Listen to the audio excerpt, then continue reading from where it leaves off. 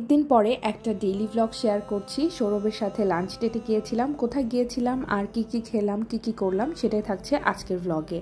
তো প্রথমে রেডি হওয়ার জন্য আমি আমার পেজের এই কোট সেটটা বের করে নিয়েছি। এটা লিলেন ম্যাটেরিয়ালের মধ্যে, আর এখন যে গরম লিলেন ম্যাটেরিয়ালটাই প্রিফারেবল। এইটা আমার পেজের একদমই নতুন কালেকশন। তো দেখার পর থেকে আমার ড্রেসটা পরতে খুব ইচ্ছে হচ্ছিল, এই জন্য বের হলাম সেদিন আর পরে ফেললাম। আর এই অ্যাক্সেসরিজগুলো পরে ফেলবো। একটা অনলাইন পেজ থেকে রিসেন্টলি এগুলো আমি পারচেজ করেছি এবং এগুলো অনেক বেশি ইউজ করা হচ্ছে, কারণ পার্লের জুয়েলারিগুলো সবকিছুর সাথে চিন্তা ভাবনা না করে পরা যায়। আর এই জুতাটা আমি মিরপুর হোপ মার্কেট থেকে নিয়েছি, এটার সাথে পেয়ার আপ করবো। এই তো তারপর কুইকলি রেডি হয়ে বের হয়ে গেলাম। তারপরে আমি রিক্সায় ওঠার পরে একটু স্ন্যাপ নিচ্ছিলাম। অলওয়েজ আমি কিন্তু বাসায় রেডি হওয়ার পরে স্ন্যাপ নিতে পারি না বা মনে থাকে না। অতিরিক্ত গরমে বৃষ্টি হওয়ার পরে ওয়েদারটা মোটামুটি একটু ভালো ছিল। আর ধানমন্ডির এই ফাঁকা রাস্তাগুলো দিয়ে রিক্সা রাইড আমার খুবই বেশি ভালো লাগে। তারপরে আমরা চলে আসলাম রেস্টুরেন্টে। রিসেন্টলি সৌরভ এই রেস্টুরেন্টের একটা পোস্ট দেখে আমাকে দেখাচ্ছিল। এখানকার খাবারগুলো দেখে ওর অনেক ক্রেভিং হচ্ছিল, টেস্ট করতে ইচ্ছে হচ্ছিল। এই জন্য আমরা ডিসাইড করলাম যে ডিমসাম টাউন বিডি এই রেস্টুরেন্টটাতে যাই। আর যাওয়ার পরে আমার ইন্টেরিয়রটা বেশ ভালো লেগেছে।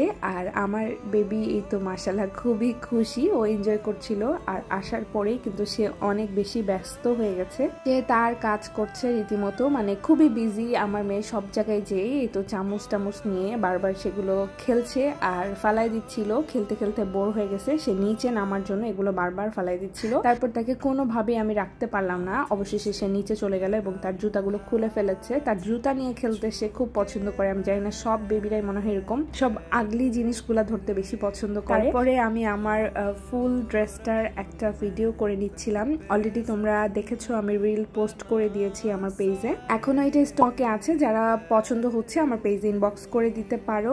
আমরা যেহেতু রোড সাইডে বসেছিলাম, এখান থেকে রাস্তাটা দেখতে খুবই ভালো লাগছিল। আর বৃষ্টি হওয়ার পরে রাস্তাটা ভেজা ভেজা আছে, খুব সুন্দর লাগছে। এখানে আমরা খাবারের জন্য ওয়েট করতেছিলাম। মিনহোয়াইল আমার বেবি আমাকে ডিস্টার্ব করতেছে, আসলে ডিস্টার্ব না, ওর মতো খেলতেছিল। তারপরে এর মধ্যে খাবার চলে এসেছে। সৌরভ হচ্ছে সি ফুড চাউমিনটা অর্ডার করেছিল আর কালামারি অর্ডার করেছে। আর আমি তো রাইস পারসন, আমি অলওয়েজ রাইস অর্ডার করি। আমার এইটা রাইস বোল ছিল, এটার মধ্যে টেম্পুরা ফ্রাইও ছিল, যেটা অনেক মজার ছিল। চিকেন আইটেমটাও মজার ছিল। ওভারঅল আমার কাছে আমার রাইস বোলটা ভালো লেগেছে এবং সৌরভের কাছে ওর আইটেমটা মজা লেগেছে।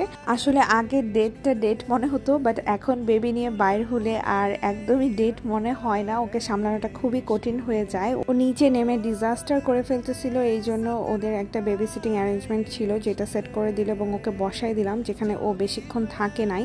তো তারপরে আমরা আমাদের খাওয়া দাওয়া শেষ করে বিল টিল দিয়ে বের হয়ে পড়েছি। নিচে একটা আইসক্রিম পার্লার ছিল, এখানে আমরা চলে গেলাম আইসক্রিম খাওয়ার জন্য।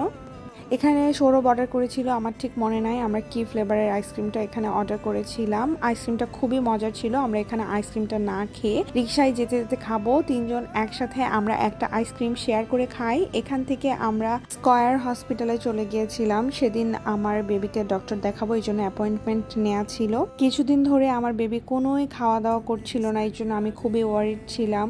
এই জন্য আমি একটু ডক্টরের সাথে কনসাল্ট করতে চাচ্ছিলাম যে উনি কি বলে। বাট আমার বেবির অ্যাক্টিভিটি পি পু সব কিছুই ঠিক ছিল। তারপরেও আমি একটু দেখাতে চাচ্ছিলাম। তো ওর কয়েকটা টেস্ট দিয়েছে, আজকে সেই টেস্টের রেজাল্ট দিবে। আর এর মধ্যে আমি হচ্ছে অতিরিক্ত গরমে চুলটা বেঁধে ফেলেছি। আমার বেবি মাশাআল্লাহ সবার সাথে খুবই মিশতে পছন্দ করে, ও সবার সাথে খুব তাড়াতাড়ি মিশে যায় এবং যতবারই ও কোথাও যায় একটা নতুন ফ্রেন্ড বানিয়ে ফেলে।